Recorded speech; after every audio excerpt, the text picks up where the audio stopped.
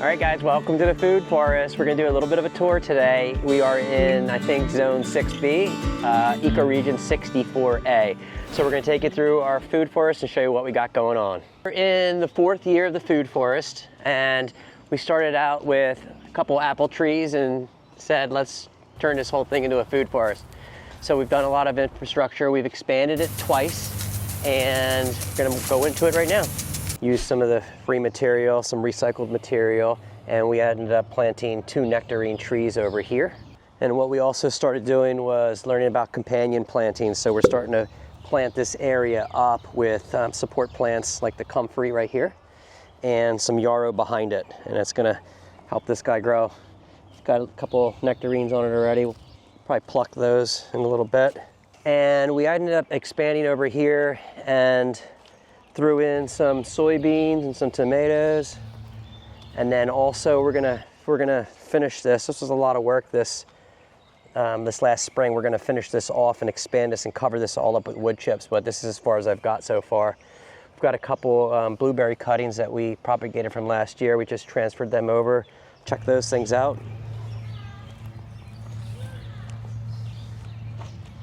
Right here we got the blueberry cuttings.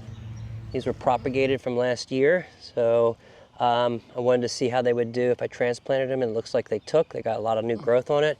And then we also planted a couple of them over there, which I'll show you in a minute. What do we got here? So over here, just some greens. We got some lettuce and romaine and some spinach. We're gonna experiment this year with growing our zucchini upwards. So we're gonna tie it and grow it upward this way instead of letting it spread out all over the place. And again, we started really supporting on the support plants. So we're bringing in some nasturtium in here as well to help with the pests. But yeah, this is all covered with some leaf mulch. We got some of the drip that we use in here, but I don't always turn it on because the mulch does such a good job in here, especially with all the wood chips around. But it's there just in case we need it. We also added in this new bed here, which is asparagus. You can see all the asparagus in the middle, and we planted these up also with some support plants around it, with some parsley and cilantro. But the real support plants are going to be the strawberries, which we planted 3 or 4 of them over there. And obviously forgot to water them in. So they'll be fine. You know how strawberries are, they'll spread. And what's all this? This is a little oregano. Check this. Oh, nice. Yeah. Yeah, so that comes back every year. That's one of the things that, one of the plants that I gave you from last year. So if you just mulch around it, it'll come back every year. So what do we got here? We're growing garlic in this area here. And again, we're experimenting with interplanting some other varieties in here. So we have the peppers intermixed in here, and the garlic is gonna hopefully keep the pests away for the peppers so the peppers can sprout out. We're gonna harvest the garlic in a couple months, and that'll give room for the peppers to come up. This is just an old row of kale from last year that we brought in and just let it kind of go. Starting to cut it back. We use it a little bit here and there. But you can see it's flowered. I've cut it back many times.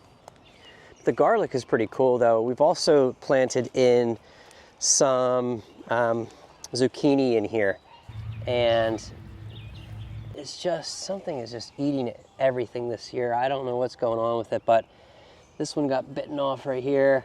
Yeah, there's some that are doing well down that way, but again, we're just experimenting with it because last year I had this whole bed with garlic, and then there was nothing to plant in the second part of the year, so decided to throw some other things in there to utilize it. So in the second part of the year, it's going to be able to thrive. So the zucchini's gonna come up between it? Yeah, like you can see some zucchini right here coming up in here.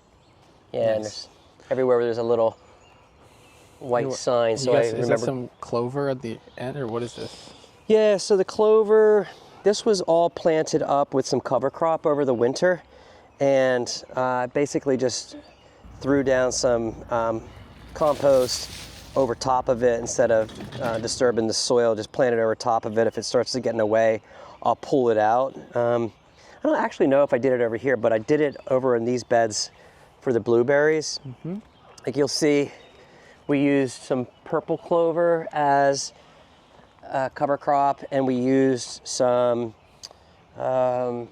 pea. There's some pea back there, but all underneath this hard mulch here is the purple clover. I did cut it back to the ground and use it as some green mulch, but I left it in there just to support it with the nitrogen and all that. I mean, we'll see what it does. And then we also planted in some borage this year to support the blueberry plants. These two here are from the cuttings from last year. They were very small. I wanted to plant them. Generally, you up pot them, but I wanted to plant them in the ground to see if they would take, and they are. So looks like they're doing good. So we have these two blueberries here and two more blueberries over here. Look at this. Something getting in there. So it sounds like the philosophy is like planting things together, letting more support plants. Yeah. More like mutual relationships with the plants. That's what I'm starting to learn, is just putting things together and so they can benefit from each other. And right now it's all an experiment. It's just all things that I learn off of YouTube or some research that I've done, but we're doing a lot of that, and it's just sort of in the infantile stages. Like we grew 24 yarrow plants and interlaced the yarrow all over the place in here. But yeah, still learning about that. This bed over here is just an herb bed. I love chamomile, so we grew this chamomile inside the house and transplanted it. And we've got a bunch of chamomile over here. Some parsley, some sage. We harvested the sage last year for some teas. They are doing really well. We threw this bed in here this year and interlaced it with some dill, cilantro, and some feverfew. The feverfew is kind of struggling over there, but it's coming along. And then over here we have the pawpaw tree, which it just doesn't really like it there. But I think those are a little bit tougher to dig up and move, so we're keeping it there. It did have its first flower, and it's dropped its flower. I can't see it get any fruit, but it does look bigger than it's ever been, so maybe it is gonna like it. Strawberries are over here. Where'd you get all these strawberry plants, dude? I got it from my buddy Keith in Indiana.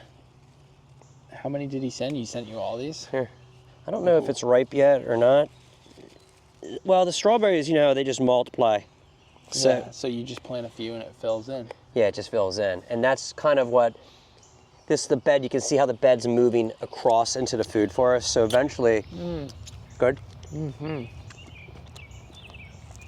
So eventually this is all gonna be covered with strawberry floor instead of all the wood chips. But it's still in that infantile stage of doing that. But yeah, the strawberries are doing well. And obviously everyone has tomatoes, so we've got some tomatoes that my neighbor grows for us. We put them in here. My dad and I built this trellis system. I haven't hooked up any of the string yet. It's still in the priority list, but this will connect down to the plants, and so the plants can grow up tall with it instead of using the cages.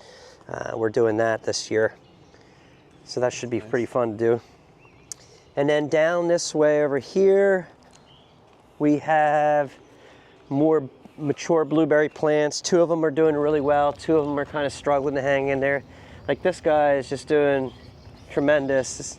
I don't know why it does better than the one right next to it. It's a mystery. It's the same soil, but it struggled. One next to it over there is struggling, but the one on the far side is doing a little bit better. But this one loves it for some reason. I'm not 100% sure why, but it loves it. And so they're doing pretty good. We remulched it this year with some more hardwood, added some soil acidifier in there, did some pH testing. The pH was a little bit high, so we're lowering that a little bit and trying to get it where the blueberries will thrive.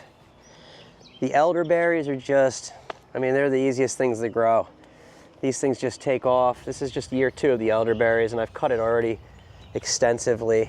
But you can see all the fruit that's going to form on these, and sort of interlaced in here. We have this apple tree over here, which is maybe in its 5th year. We got 1 apple last year, but this year it looks like we'll get some more. We've upped our game with learning how to organically spray it So What did you have to do?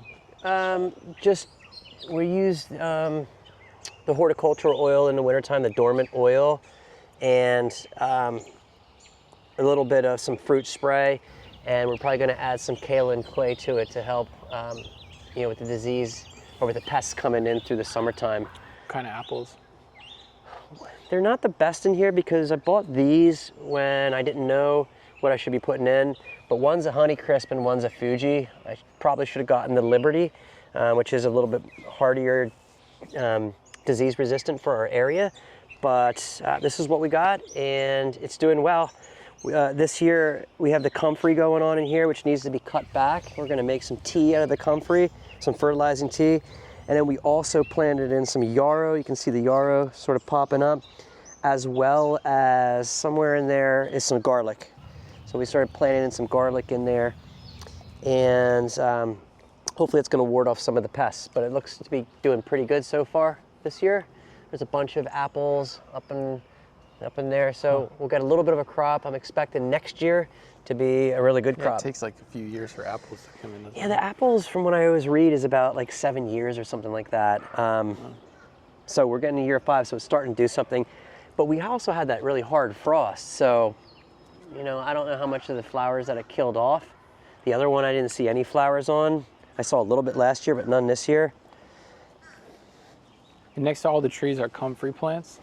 Yeah, the tall ones with the flowers on it are comfrey, and that's like a nitrogen accumulator. It sequesters the nitrogen from the air, attaches it to its nodules down and its roots, and you cut it back, and I use it as green mulch around there, but I think from what I understand, it also releases the nitrogen once you sort of cut it back. But the other thing that we're doing for the first time this year is I got some 5-gallon buckets over there that I'm cutting it back and letting it sort of rot in there, and we're going to use it as some tea to fertilize. So we'll see. Again, some more garlic down in there. And this is an experiment. We threw one tomato over here that I'm not going to water at all. I'm just going to kind of let it go. I haven't watered it once yet.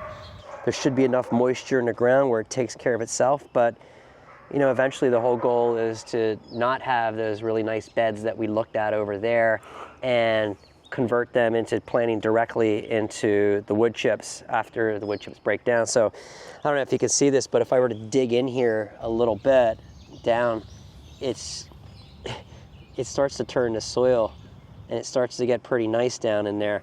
So, and that's nice and saturated, but that's only the top layer. I put 18 inches down. So I'm thinking that this is going to work. This has been in here for, 3 weeks, and it's still surviving. So I do have to dig down a little bit into there, but we're going to see. We'll see what happens, and it's just an experiment, just like everything else is in this place. So how many cubic feet of soil are in this? It's a lot of soil, dude. The beds alone, these small little beds, I brought in 6 yards initially. Okay. And just to get the soil going, because when we built the house, the builders stripped the entire acre down. There was no topsoil at all. So that's the whole idea with the wood chips. These wood chips are going to break down and create a nice planting medium. They're abundant with nutrients, and it shelters the ground from the sun, so it retains the moisture a lot more. So eventually there's not going to be any more soil coming in, but to get the beds started, yeah. The blueberries though, that's a soilless mixture. That's just like the peat moss and the hardwood chips mixed in there together to create a soilless mixture. And I really didn't know what I was doing with that. Again, one of them is thriving, the other ones aren't. That's why I started propagating last year, so I can start to directly plant into our native soil a little bit more and kind of go from there.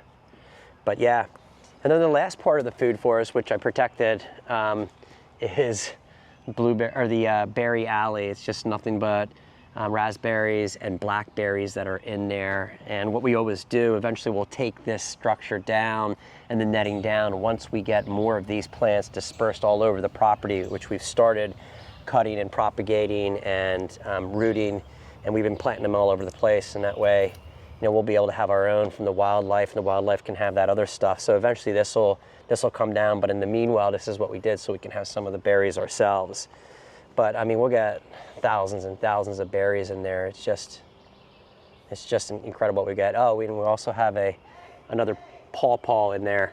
The pawpaw tree, it's not, obviously with having the netting on the top, it's not gonna thrive there. So again, that's gonna come off, and we'll use the post for supporting different types of trellises and stuff like that eventually, maybe some grapes. Not quite 100% sure, but that's sort of the plan. Okay. It's a lot of food, dude. It is. It's just fun to grow stuff, in my opinion. It's crazy. It's epic. Yeah, it's getting there. It's definitely getting there, but that's the food forest. Well, this is the contained food forest. The food forest actually extends all the way down to the bottom of the road. So if you want to go down there, we can check that out. Yeah. So everything outside the food forest basically is like supporting it in some way, right? It is. So everything that we planted is native to this area.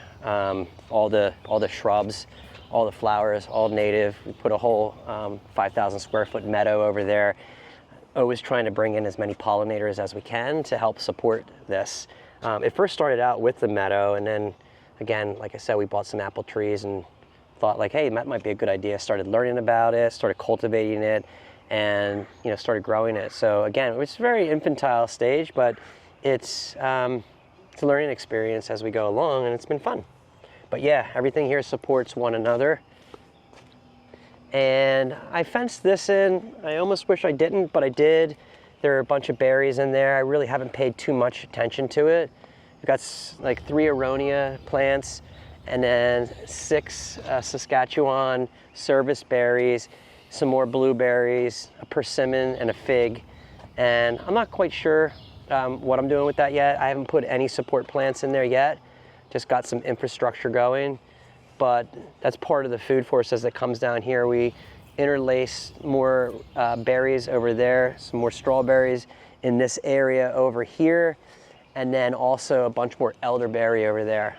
So hoping to create some nice homemade support medicine for us with the elderberries. But yeah, that's a nice little system over here. And then the food forest actually continues down this way, where we've planted 2 more plums, another fig tree, and then 2 Allegheny service berries. So these were new last year. They're doing really well. I got it from this guy, Adil at Backyard Orchard Consulting. He helps me out with some of the stuff that I do, helps me teaches me a lot of stuff. So we got that going on. We bought some sea buckthorn over here as a nitrogen fixer. And these things are gonna get big, chop them up, throw them down, just like the comfrey. Chicago fig over in here. This thing's doing nice. This is the first year, well, I planted at the end of last year, so this is the first year of it. Looks like it's sprouting up, so hopefully it likes it here. And then we have this nice service berry bush right here. Actually, this is gonna be a tree. The Saskatchewans will stay bushes, but this is gonna be the tree. So this thing will get, I don't know, 25, 35 feet tall. Birds can have this if they want. I'm not gonna protect it. You can see the deer munching on it, but that's gonna be for them. And then here's the other plum. This is I think a Methley plum. The other one was Santa Rosa. But yeah, these things are doing really well. There's a couple plums on it. Here's one. Couple little plum over here. Pretty cool. Started planting some more support plants in here, some comfrey, which I chopped down already. Some yarrow as well to support that. And then we have another service berry over here. You can see this guy's getting a lot of berries this year. I think this is the 3rd year of it. And also some more elderberry down there, which we have protected. Oh, and back here, we threw in some Yasta berries, just to kind of fill this area in. This used to be all meadow in here, so 3 years ago, I started dumping the wood chips in here and started taking away the meadow in this area to expand that food forest down in here. I think everybody knows how it gets. Once you start planting one thing, you don't stop. So it's sort of worked its way down here. The Yasta berries, there's some more, I didn't show you back there, but there's some more like gooseberries and red currants back in that section as well. So like this part is more for like the animals? It is, except for the plums. Not sure how I'm gonna protect them. Everything's protected now because of the deer and because it's so small. But yeah, there's gonna be more for the, the wildlife and the animals down in here, and that area up there that's caged in, that food forest area, is gonna be more for us. So it's a little bit of a give and take, and keep them hungry over here so that they won't venture up in there. I'm sure everybody has plenty of experience knowing that doesn't probably really work, but I'm gonna give it a shot and see what happens and kind of go from there. Cool. But yeah.